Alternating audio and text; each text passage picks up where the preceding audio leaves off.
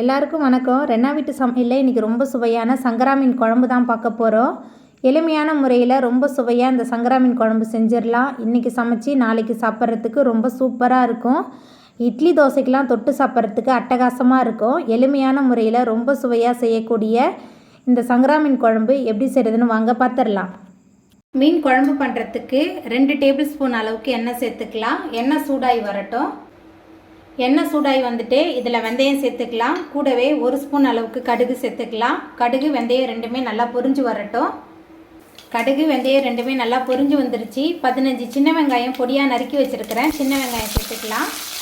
சின்ன வெங்காயம் சேர்த்துட்டு நல்லா கலந்துக்கிட்டு வதக்கிடலாம். மீன் குழம்புக்கு சின்ன வெங்காயம் தான் ரொம்ப சுவையாக இருக்கும். குயிக்காக ஒரு மீன் குழம்பு செய்யணுன்னா நீங்கள் இந்த முறையில் ட்ரை பண்ணி பாருங்கள். மீன் குழம்பு ரொம்ப சூப்பராக வரும். சின்ன வெங்காயம் நல்லா வதங்கி வந்துருச்சு. அதுக்கப்புறமா இதில் கீரி வச்சா 2 பச்சை மிளகாய் சேர்த்துக்கலாம். கூடவே கொஞ்சமாக கருவேப்பிலை. அதுக்கப்புறமா மிக்சியில் சேர்த்து அரைச்ச 10 சின்ன வெங்காயம் விழுது சேர்த்துடலாம்.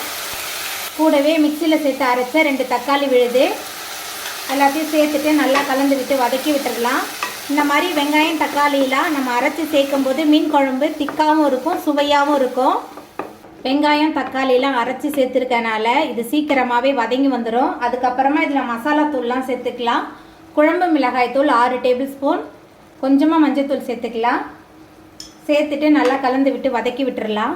மசாலா தூள்லாம் சேர்த்துட்டு நல்லா கலந்து விட்டு வதக்கியாச்சு. இது கூடவே மீன் குழம்புக்கு தேவையான அளவுக்கு கல்லுப்பு சேர்த்துட்டு நல்லா கலந்து விட்டுடலாம். மசாலா தூள் உப்பு எல்லாத்தையும் சேர்த்துட்டு நல்லா கலந்தாச்சு. சின்ன லெமன் சைஸ் அளவுக்கு புளியை தண்ணியில் ஊற வச்சு கரைச்சி வச்சுருந்தேன். அந்த புளி தண்ணி சேர்த்துக்கலாம். இது கூடவே மிக்சியை கழுவி அந்த தண்ணி சேர்த்துருக்கேன். தண்ணியெலாம் சேர்த்துட்டு நல்லா கலந்து விட்டுடலாம்.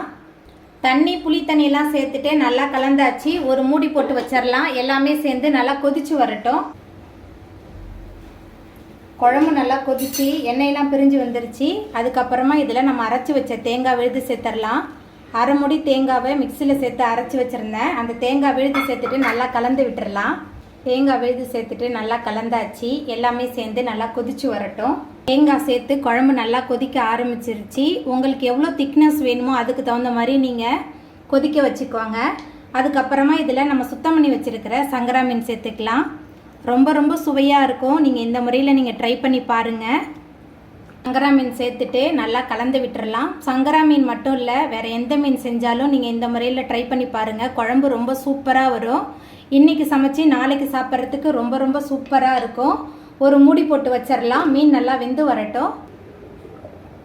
சங்கரா மீன் சேர்த்து நம்மளோட குழம்பு நல்லா கொதிச்சு மீன் சூப்பராக வெந்து வந்துருச்சு. அதுக்கப்புறமா இதில் மேலால் கொஞ்சமாக கருவேப்பிலை சேர்த்துட்டு நம்ம அடுப்பு ஆஃப் பண்ணிடலாம்.